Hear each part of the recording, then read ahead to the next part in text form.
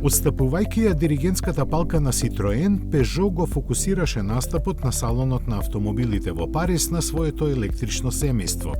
Сега збогатено со 408 и две верзии на 3008 и 5008, кои имаат поголема автономија, тоа сега брои 12 члена, 9 патнички и 3 доставни возила. Беше истакнато дека за сите нив производителот дава гаранција од 8 години или 160.000 километри, како за батерискиот систем, така и за целото возило.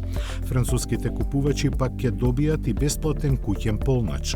Што се однесува до E408, тој го има истиот погонски систем како и 308, од кој е настанат, со максимални 210 конски сили и автономија од 453 километри.